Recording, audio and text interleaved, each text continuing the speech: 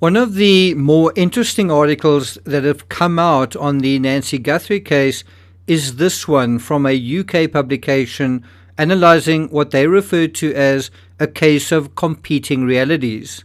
The sheriff's refusal to confirm the celebrity motive while simultaneously hinting at it suggests that he has evidence to suggest a different motive, one that he has not shared publicly. There is at this stage no independent confirmation of any such undisclosed motive, and no suspect has been named, so the speculation should be treated with caution.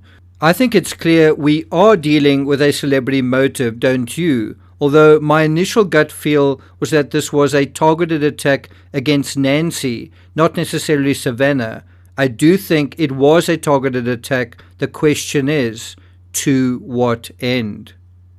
I got nightmares in my head, I fear thoughts build up until I can't hear. My mind fills up into a creature, and it haunts me somewhere much deeper. I got nightmares in my head, I fear. So if this was a targeted attack, to what end? And this is where things get iffy. Even the Guthries apparently believe some of the ransom notes to be genuine. The question of ransom has added another layer of confusion to the Nancy investigation. During her Today appearance, Savannah said that amid the chaos after her mother vanished, the family received multiple purported ransom communications. She told viewers that some of the ransom notes were clearly fraudulent, but insisted that two of the messages to which she and her siblings responded were believed by them to be genuine. And yet, if they believe that, if they believe these notes, these communications were genuine, why haven't they paid the ransom? Now, it may be that, like the police in the Ramsay case, even though they found the idea of the kidnapping unlikely, they still acted as though it was genuine on the off chance that it was authentic. Savannah going back to work seems to me to be about action speaking louder than words.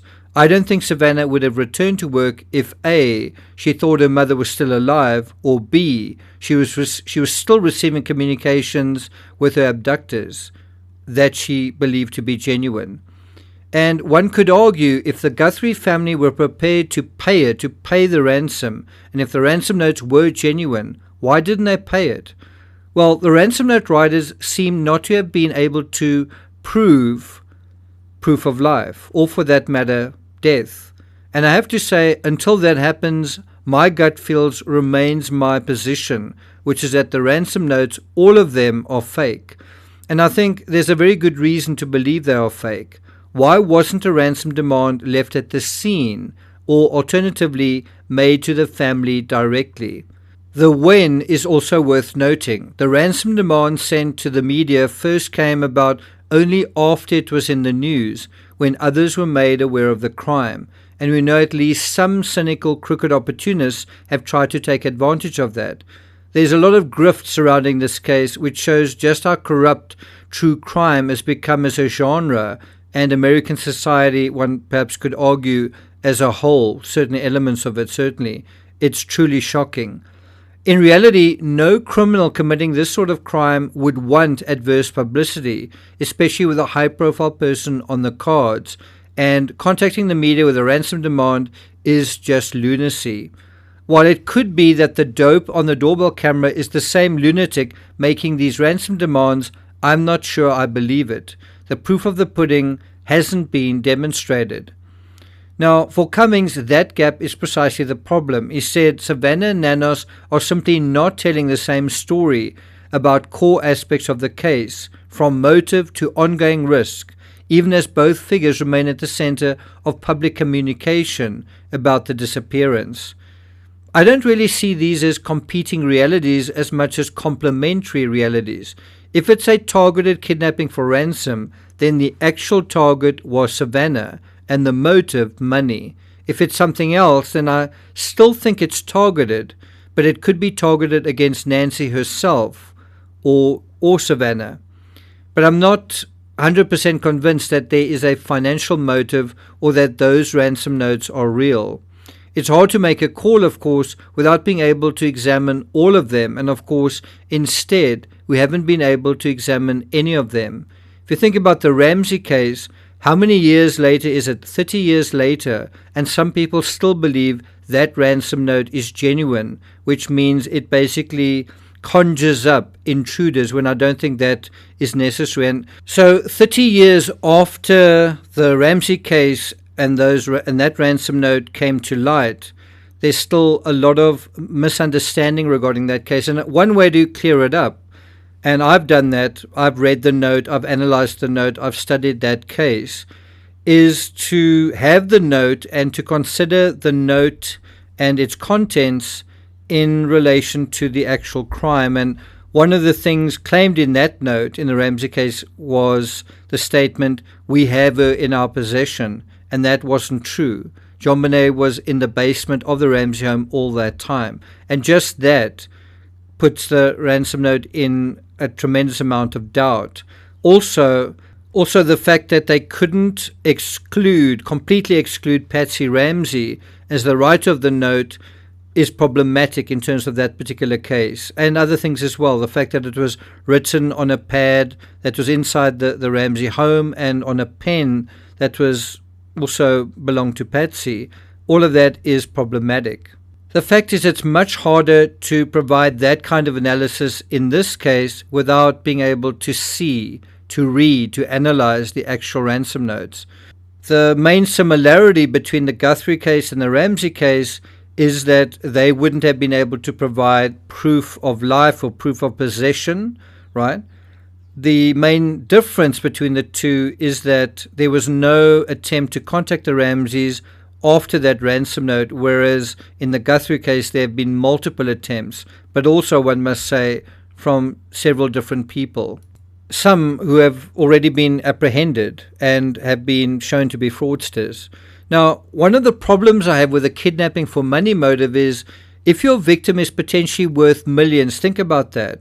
Your victim is worth millions of dollars. Well, you ought to treat her like gold, no matter what.